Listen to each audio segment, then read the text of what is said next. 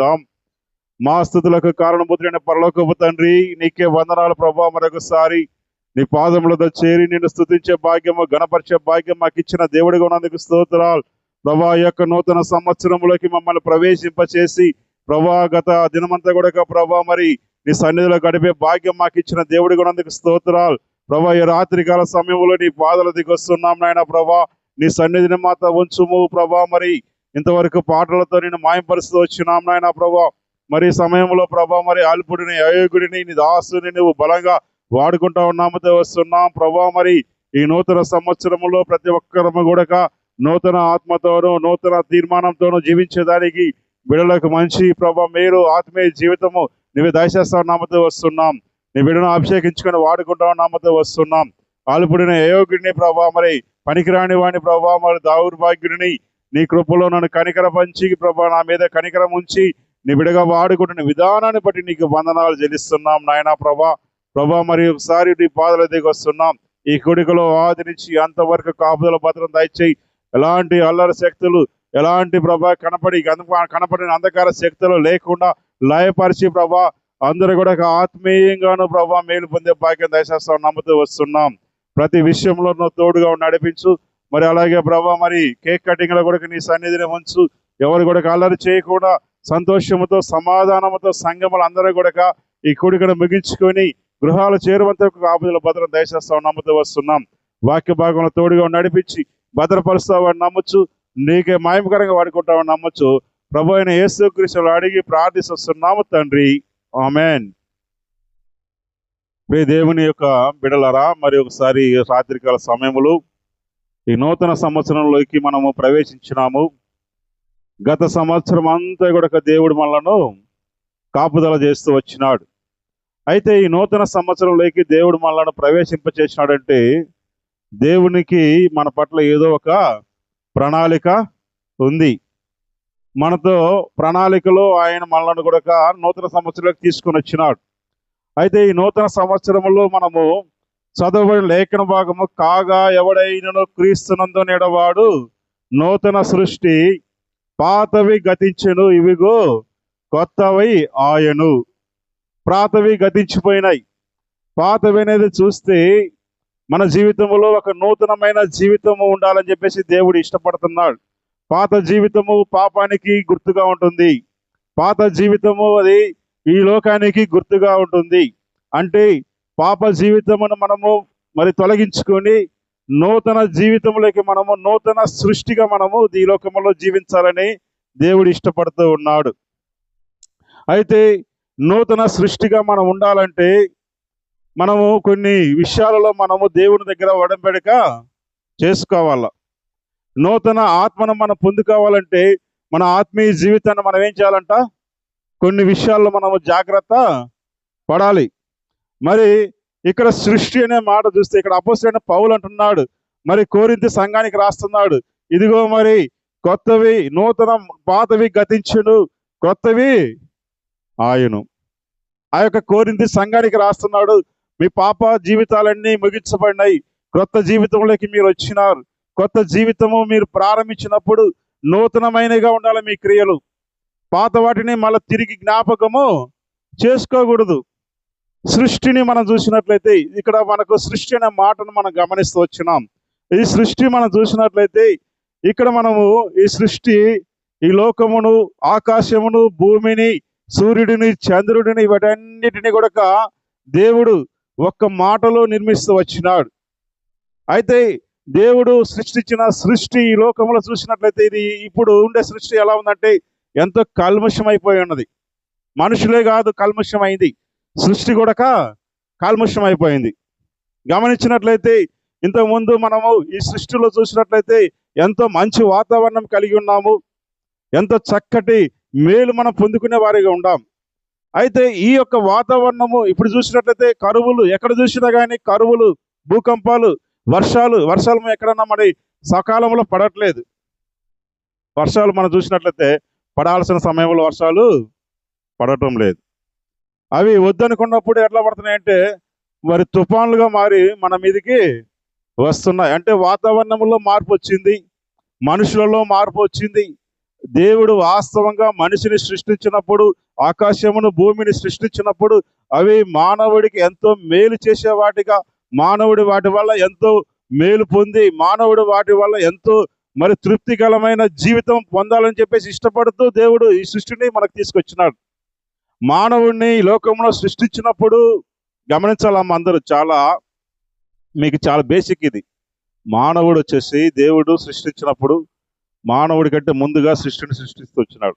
ఎందుకంటే మానవుడికి ఇవన్నీ అవసరము, గాలి, నీరు, వాతావరణము ఇవన్నీ కావాలని దేవుడు వాటిని సృష్టించి మానవుని తర్వాత సృష్టిస్తూ నువ్వు ఫలించి అభివృద్ధి చెంది ఈ లోకమును నువ్వు స్వతంత్రించుకో అని చెప్పేసి దేవుడు ఆశీర్వదిస్తూ ఈ లోకానికి మానవుని తీసుకొచ్చినాడు. అయితే ఈ లోకంలో ఈ సృష్టి కూడా ఎలా ఉందంటే ఇప్పుడు మానవుడికి ఆయాస్కరమైనది అయిపోయింది. మానవుడి యొక్క జీవితాన్ని చూస్తే మరి ఒకవేళ మనం ఒక పంటను చూస్తే నారుముడి మొదలుకొని కోత వరకు ఎలా మనం పండిస్తున్నాము? మొత్తము రసాయన మందులు వేసి పండిస్తున్నాం. దీనికి అందటికి కారణము నేను ఒక మాట చెప్పాలనుకుంటున్నాను. ఆ మాట బైబిల్ చూడండి.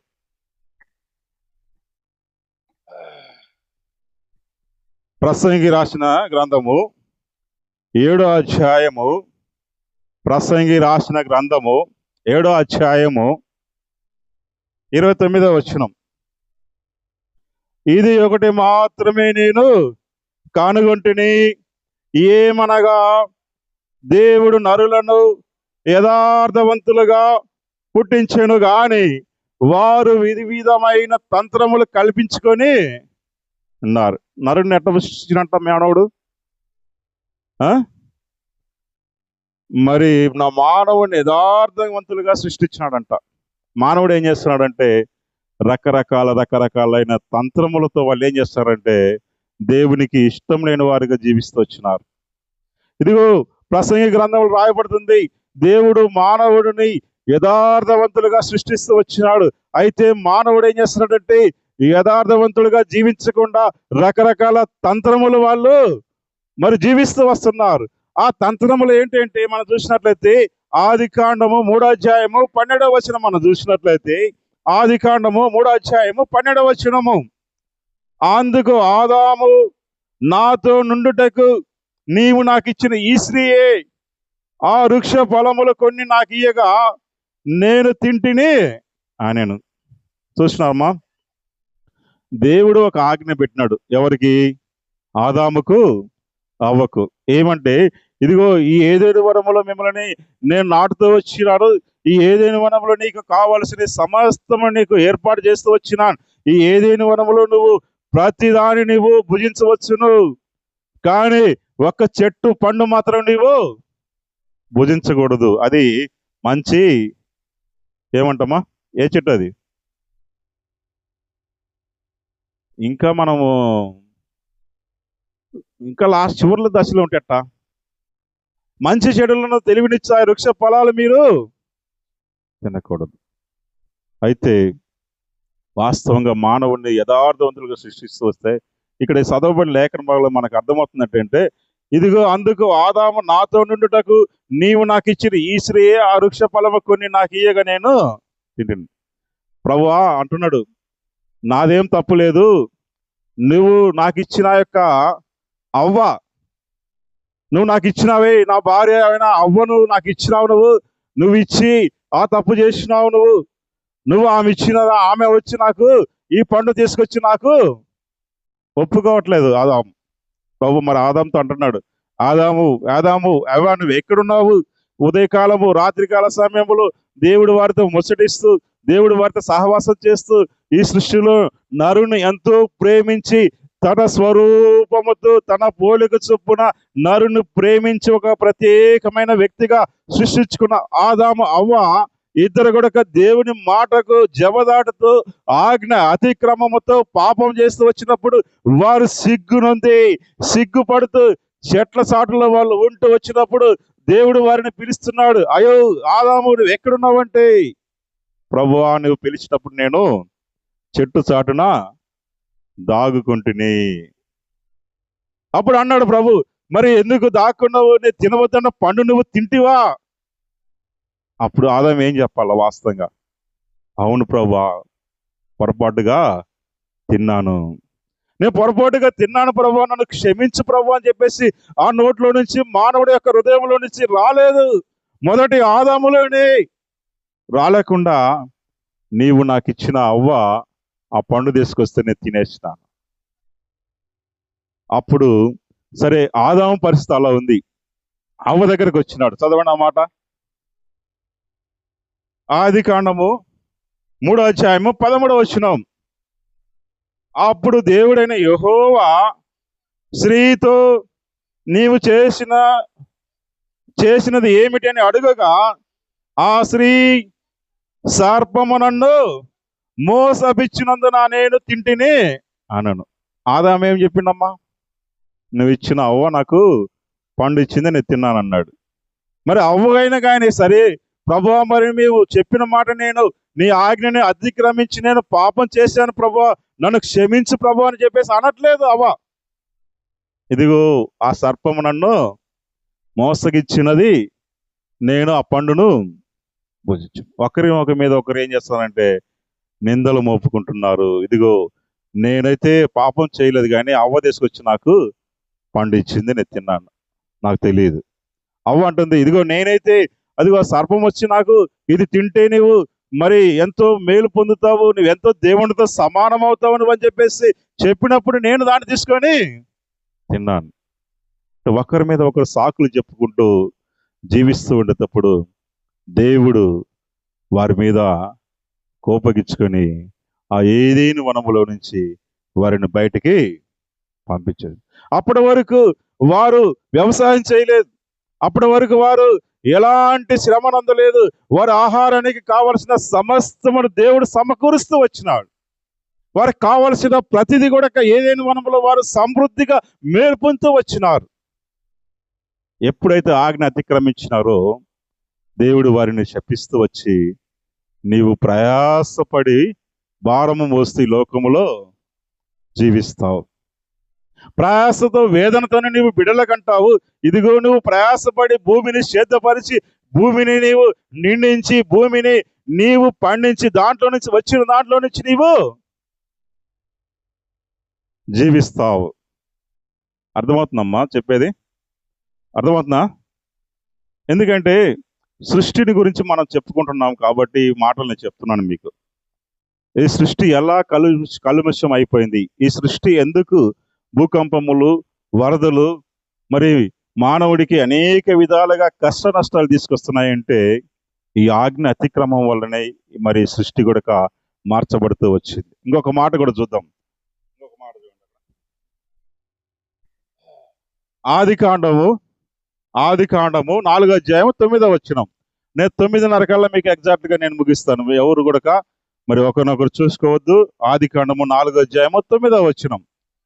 యెహోవా నీ తమ్ముడైన హేబేలు ఎక్కడ ఉన్నాడని కయీనును అడగగా, అతడు, నేను ఎరుగను, నా తమ్ముడికి నేను కావలివాడిన. ఎవరితో మాట్లాడుతున్నాం ఈ మాటలన్నీ? సృష్టికర్తతో. దేవుడు సృష్టికర్తతో అంటున్నాడు, ఇదిగో మరి ఏబేలును మరి తమ్ముడు ఏబేలును కయీను ఏం చేసినాడంటే చంపివేస్తూ వచ్చినాడు. ఇద్దరు అర్పణలు తీసుకొచ్చినారు. పొలంలో నుంచి పండిన అర్పణను, అలాగే మరి పశువులలో నుంచి మరి అర్పణను తీసుకొని వచ్చినప్పుడు ఏబేలు అర్పణను దేవుడు అంగీకరిస్తూ వచ్చినాడు. ఎందుకంటే హృదయము ఎంతో సంతోషముగా దేవునికి ఇష్టపడే రీతిలో సమర్పిస్తూ వచ్చినాడు ఏబేలు. ఆ మందలో నుంచి మంచిది, శ్రేష్టమైన దాన్ని తీసుకొని వచ్చినాడు ఏబేలు. కయీను అయితే మరి దేవునికి మరి ఇవ్వాల్సిన పరిస్థితి వచ్చినప్పుడు ఆయన ఎంతో వెనుక తీస్తూ ఆలోచన చేస్తూ దేవునికి అర్పణ ఇస్తూ వచ్చినప్పుడు ఏబేలు యొక్క అర్పణను దేవుడు అంగీకరించాడు. ఏబేలు కయీను కూడా ఆదాము యొక్క అవ్వ సంతానముగా మనం చూస్తూ వచ్చినాం. మొట్టమొదటి మానవుడు ఆదాము అవ్వ తప్పు చేస్తూ వచ్చినారు, ఆజ్ఞ అతిక్రమం చేస్తూ వచ్చినారు. అప్పటి వరకు మరి వారిని మాత్రమే దేవుడు శపిస్తూ వచ్చినాడు.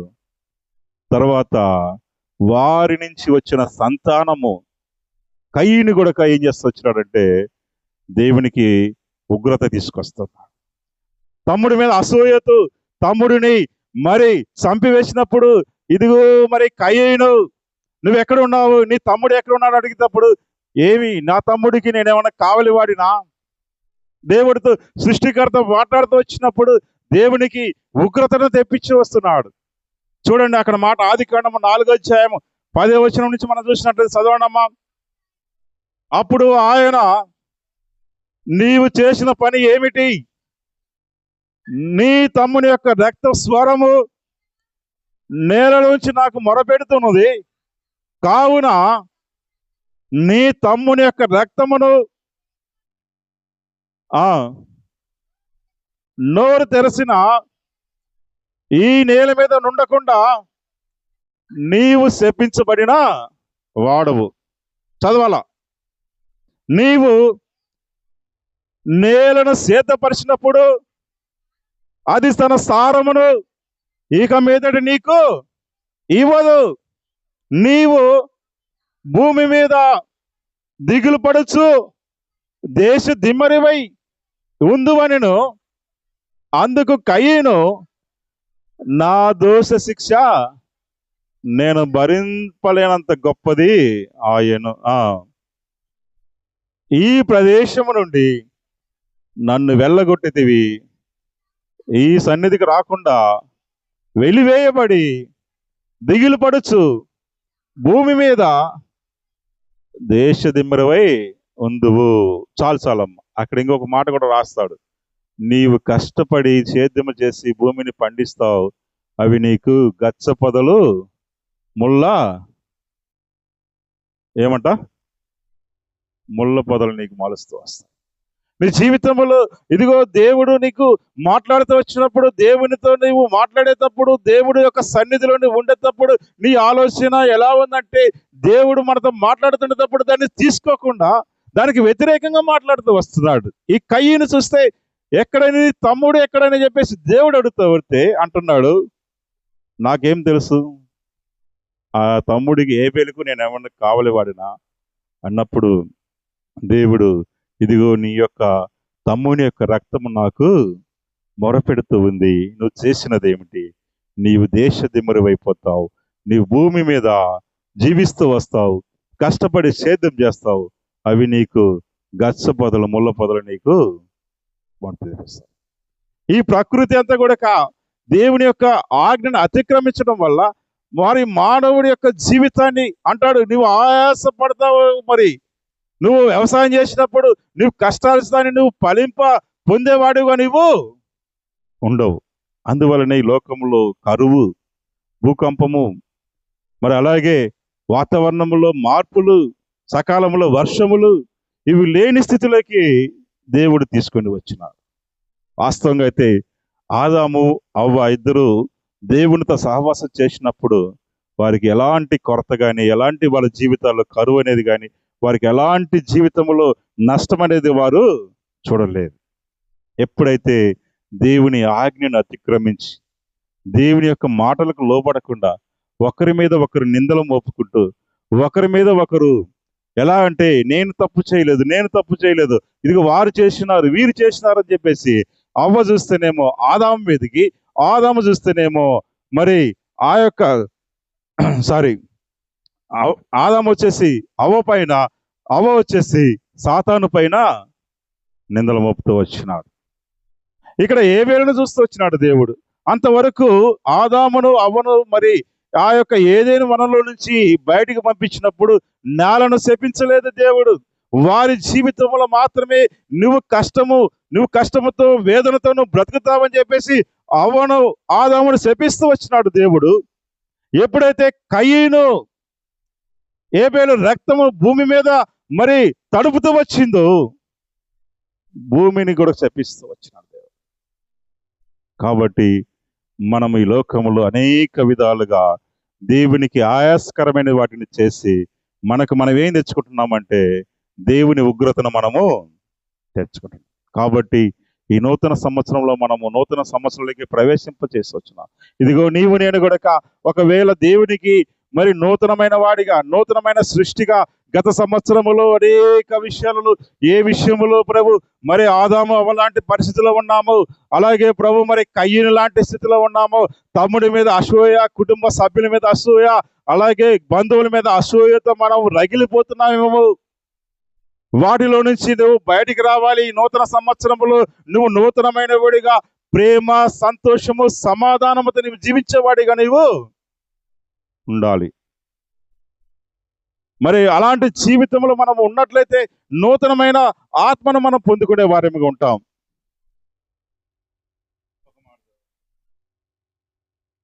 యెషయా గ్రంథము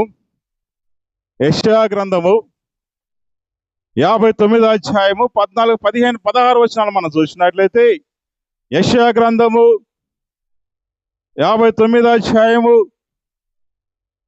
ఆ ఆ ఆ సత్యం ఎక్కడుందట? సంత వీధిలో పడిపోయింది సత్యము. ఏమి వెళుతుందంటే అసత్యము ఈ లోకములో వేలుబడి చేస్తుంది. ఇంకా ధర్మము లోపల ప్రవేశింపలేదు. ఆ చెడు సనమును విసర్జించువాడు ఆ ఆ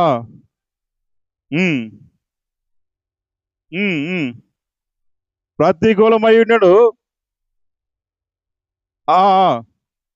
చూశాను, మధ్యవర్తి లేకుండా చూసి ఆయన ఆశ్చర్య పడెను. అప్పటి వరకు దేవుడు మానవుడితో మరి ఎంతో మరి ఇంకా క్షమిద్దాం వీరిని, ఇంకా వీరిని మరి నా పోలికలో మరి నా యొక్క మరి బిడ్డలుగా నేను ఏర్పాటు చేసుకున్నానని చెప్పేసి దేవుడు ఇష్టపడుతూ వస్తుంటే, మానవుడు దినదినానికి సత్యం అనేది లేకుండా అసత్యములో జీవిస్తూ దేవునికి వ్యతిరేకమైన కార్యాలు చేస్తూ ఉంటే, దేవునికి మానవునికి ఏమైపోతుందంటే అడ్డుగోడలు ఏర్పడుతూ వచ్చినాయి. మానవుడికి దేవుడికి మధ్యవర్తి లేని పరిస్థితిలోకి వచ్చి ఉన్నారు. ఇంకొక మాట చూడండి అమ్మా, అక్కడ యెషయా గ్రంథము 64:6. యెషయా గ్రంథము, మేము అందరము అపవిత్రం వంటి వారిమైతిమి, మా నీతి క్రియలన్నీ మురికి గుడ్డ వలె ఆయను, మేమందరము ఆకు వలె వాడిపోతిమి, గాలివాన కొట్టుకొని పోవునట్లుగా మా దోషముల మమ్మను కొట్టుకొని పోయాను. చాలమ్మా, మా దోషములు మా అన్ని కూడా ఏమి చేస్తున్నాయి? మమ్మల్ని కొట్టుకొని మా నీతి క్రియలన్నీ మురికి గుడ్డలాంటివి అయిపోయినాయి. మేము చేసే నీతి, మేము చేసే భక్తి దేవుని దృష్టిలో ఎలా ఉందంటే, స్వార్థంతో చేసే యొక్క నీతిని బట్టి అవి ఎలా ఉన్నాయంటే దేవుని దృష్టిలో మురికి గుడ్డలుగా మారిపోయినాయి. మా దోషములు బట్టి మేము కొట్టుకొని పోతూ ఉన్నాము. ఎంత భయంకరమైన మాటలు బైబిల్లో రాయబడుతూ వచ్చినాయి మానవుడి గురించి చూడండి. అందుకోసమే మానవుడి లోకములో కరువులు, భూకంపములు, నష్టములు, తెగుళ్ళు మనం 2020లోనా కరోనా 2020 ఒక్కొక్కళ్ళం ఎట్లా వణికినాము, గడగడ వణికినాము. దేవుణ్ణి ప్రార్థన చేసి దేవా మా దోషములను నీవు క్షమించవా. ఒక్కొక్క సంఘాలు ఏం చేసినాయంటే పాటలు పాడుతూ, దేవా మా దోషములు క్షమించవా ప్రభా, వాటిని జ్ఞాపం చేసుకోకుండా వాటిని మరి నువ్వు క్షమించు ప్రభా అని చెప్పేసి ప్రార్థన చేస్తూ గడగడ వణికిపోతూ ఊపిరి పీల్చుకుందామంటే భయం వేస్తున్నారు. ఎట్లా ఉందమ్మ పరిస్థితి? ఎవరన్నా పొరపాటున కానీ హచ్ అంటే ఎక్కడ మనం ఉండేది? గడగడ వణికిపోయినాం. మానవుని యొక్క నీతి ఎలా ఉందంటే మురికి గుడ్డల్లాగా అయిపోతుంది మానవుని యొక్క పరిస్థితి. అయితే దేవుడి నీతో మాట్లాడుతున్న మాట ఏంటంటే, వాటన్నిటిలో నుంచి మనల్ని కాపుదల చేస్తూ వచ్చినాడు. సంవత్సరం అంతా కూడా మనల్ని అందరినీ కూడా మరి ఒక సజీవులుగా నిలిపి, బలవంతులు, భాగ్యవంతులు, కోట్లు, అనేక మంది కోట్లు ఖర్చు పెట్టినా కానీ ఈ లోకంలో నిలవలేని స్థితి, ఈ సమయాన్ని చూడలేని స్థితి, ఎంతో ఉగ్రతమైన పరిస్థితి. ఇదిగో ఈ క్షణము మనతో ఉన్నవారు, ఈ క్షణము మనతో ఉన్నవారు మరో క్షణంలో మనము చూడలేకపోతున్నామా? ఎప్పుడు సమయం ఎవరిని మింగుతుందో తెలియని స్థితిలో మనము ఉంటున్నాం. కాబట్టి నీవు నేను ఈ నూతన సంవత్సరంలోకి ఒక తీర్మానం చేసుకోవాలి. ఈ నూతన సంవత్సరంలో దేవుని యందు మనం ఒక తీర్మానం చేసుకోవాలి. ఆ తీర్మానం ఏంటంటే మనము ఒక 5 నిమిషాలమ్మ చూద్దాం.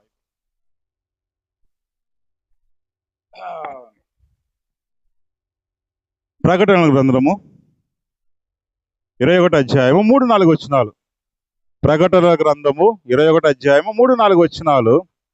అప్పుడు దేవుని నివాసము మనుషులతో కూడా ఉన్నది, ఆయన వారితో కాపురముండును, వారు ఆయన ప్రజలయ్యుందురు.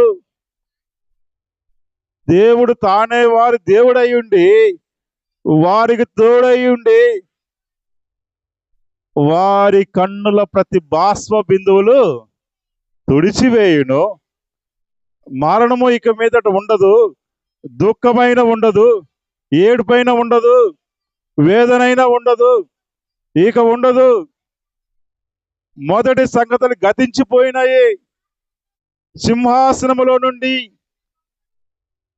వచ్చిన గొప్ప స్వరము చెప్పుట వింటిని. చాలు. ఇదిగో ఇంతకు ముందు మానవుని స్థితి ఎలాగుందంటే, దేవుడు వారిని శపిస్తూ, దేవుడు వారికి ఎంతో ఉగ్రతను తెస్తూ, వారిని ఎంతో ప్రయాసపడిన వారిగా చేస్తూ వచ్చినాడు. ఎందుకంటే నా దోషములను బట్టి దేవుడు మనకు దూరస్తునిగా జీవిస్తున్నాడు. అయితే యేసుక్రీస్తు ప్రభువారు మన ప్రతి బాష్ప బిందువు తుడవటానికి, తిరిగి మనలను ఆయన బిడ్డలుగా చేర్చుకోవడానికి ఈ లోకానికి మనిషి కుమారుడిగా ఈ లోకానికి వచ్చినాడు.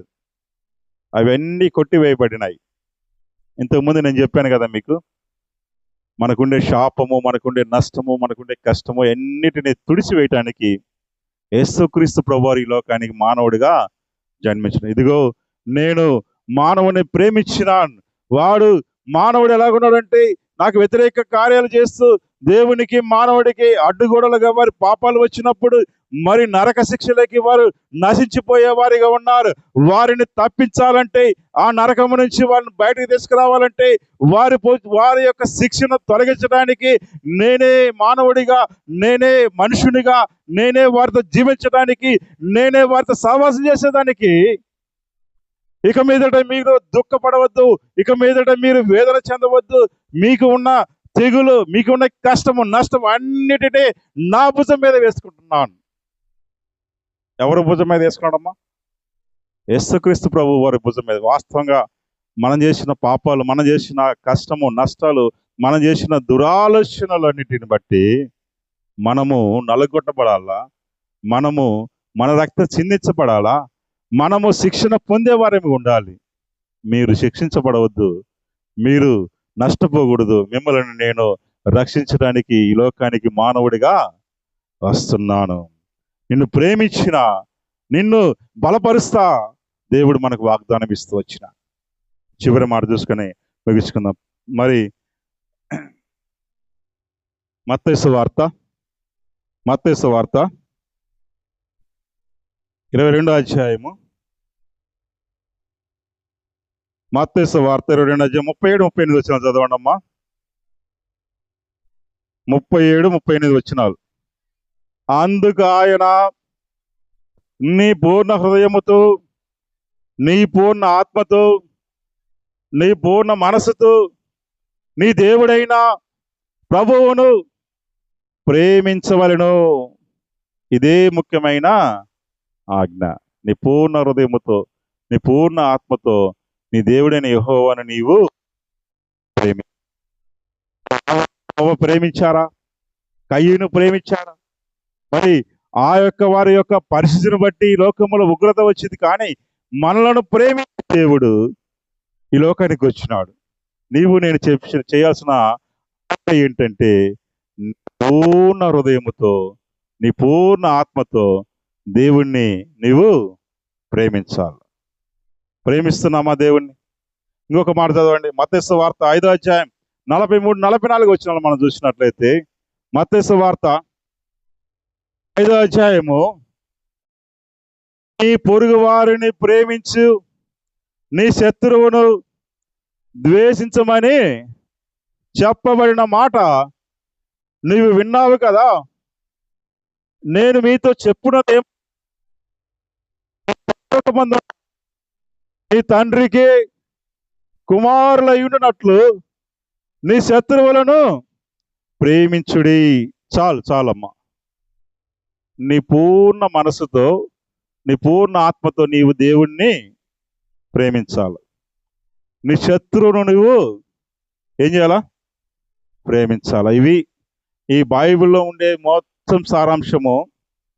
నీ శత్రువుని కూడా నీవు ప్రేమించాలి. ఇదే బైబిల్ చెప్పేది. ద్వేషించమని చెప్పట్లేదు, ఒకరికొకరు నిందలు వేసుకోమని చెప్పట్లేదు, ఒకరినొకరు అవమానపరచుకోమని చెప్పట్లేదు, ఒకరినొకరు హేళన చేసుకోమని చెప్పడం లేదు. నీ శత్రువుని కూడా నువ్వు ప్రేమించు.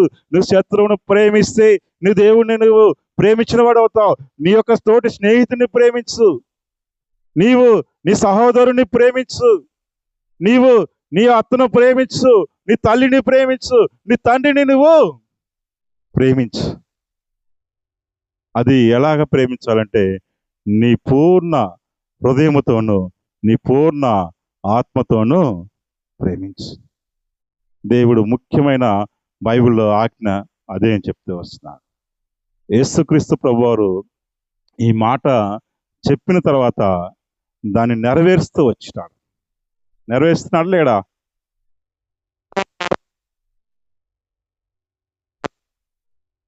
శత్రువును ప్రేమించమని తెలియపరుస్తూ వచ్చినాడు. యేసుక్రీస్తు ప్రభువారు చెప్పడమే కాదు, దాన్ని నెరవేర్చు వచ్చినాడు.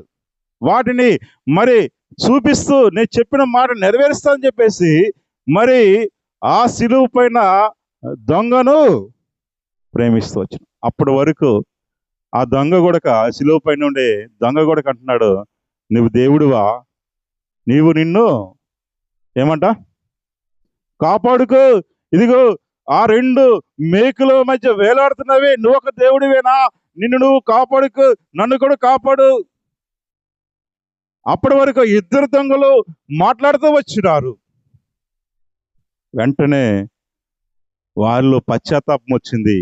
ఒక అతనిలో పశ్చాత్తాపం వచ్చింది, ఒక అతనిలో పశ్చాత్తాపం రాలేదు. వెంటనే దేవుడు అంటున్నాడు, నేడు నీవు నాతో కూడా పరదేశంలో ఉందువు. ఎలా పొందుకున్నాడంటే తన హృదయంలో పశ్చాత్తాపం కలిగింది కాబట్టి పొందుకున్నాడు.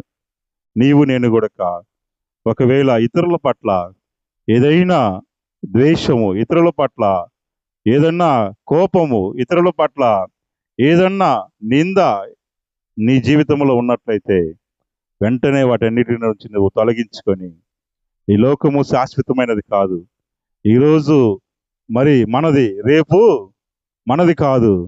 కాబట్టి దేవుడు అంటున్నాడు, నీ పూర్ణ ఆత్మతోను, పూర్ణ మనసుతోను నీ దేవుని ప్రేమించు, నీ పొరుగు వారిని ప్రేమించు, నీ యొక్క మరి శత్రువును నీవు ప్రేమించు. సంఘంలో సంఘం అంటే ఒక కుటుంబం. ఇక్కడ ఏది మనం జరిగినా కానీ మనము ఏం చేయాలంటే ఒకరిని మనము క్షమించుకునే వారిగా ఉండాలి.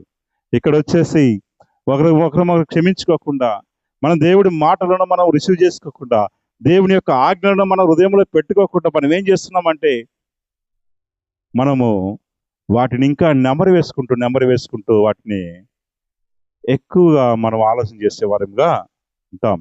దేవుడు కోరుకుంటున్నది క్షమాపణ. నీ యొక్క తల్లిదండ్రులను ప్రేమించు. అలాగే తల్లిదండ్రులను ప్రేమించినాడా దేవుడు? యేసు ప్రభు ఎట్లా ప్రేమించినాడు గమనించినారమ్మా? ఆఖరి చివరి బొట్టు రక్తము కారుస్తూ ఎవరిని గుర్తు చేసుకున్నాడు దేవుడు? యేసు ప్రభు వారు తన తల్లి అయిన మరియను గుర్తు చేసుకున్నాడు. చూడండి, తల్లి అయిన మరియను గుర్తు చేసుకొని తాను ప్రేమించిన శిష్యుడు యోహానును తీసుకొని వచ్చి, ఇదిగో నీ తల్లి, ఇక మీదట నీవు ఈమె బాధ్యత నీవు తీసుకోవాలి. దేవుడు యేసు ప్రభు వచ్చినట్టు, ఇదిగో ఈ లోకంలో ఉన్నప్పుడు నేను మాదిరికరంగా నేను జీవిస్తూ వచ్చినాను. ఈ లోకంలో ఉండేటప్పుడు నేను ఈ విధంగా ప్రేమిస్తూ వచ్చినాను. ఈ లోకంలో ఉండేటప్పుడు నా జీవితాన్ని మీరు చూసి నన్ను ఎవరైతే యేసు వైపు చూస్తూ నడుస్తారో అమ్మా, వైపు చూసి నడుస్తూ ఈ నూతన సంవత్సరములో నూతన ఆత్మలు మనం పొందుకొని నూతనమైన జీవం మనం పొందుకునేది. ఇంతవరకు నీ జీవితంలో నా జీవితంలో దేవునికి ఆయాసకరమైనది ఒకవేళ పగ కావచ్చు, ఒకవేళ అసూయ కావచ్చు, ఒకవేళ ఇంకా ఏదైనా మన జీవితంలో దేవునికి వ్యతిరేకమైన కార్యాలు ఉంటే వాటన్నిటి నుంచి తీసుకొని నీవు ఈరోజు నీ హృదయంలో చేర్చుకోవాల్సింది ప్రేమ, సంతోషము, సమాధానము, దేవుడు దీర్ఘ శాంతం. ఇవి దేవుడు మనలో కోరుకుంటాయి. దేవుడి వాక్యాన్ని దీవించిన గాక. ఈ మెసేజ్ కంప్లీట్ చేయాలంటే ఖచ్చితంగా ఇంకా గంట పడుతుంది. మరి రాత్రంతా మీరు అలసిపోయారు కాబట్టి నాకు కూడా కొద్దిగా మిమ్మల్ని చూస్తే ఏమనిపించిందంటే పంపించేయాలనిపించింది. అందుకోసమే ముగిచ్చేస్తున్నాను. దేవుడి వాక్యాన్ని దీవించిన గాక. మీ అందరికీ నా నిండైన వందనాలు చెల్లిస్తున్నాం. Praise the lord.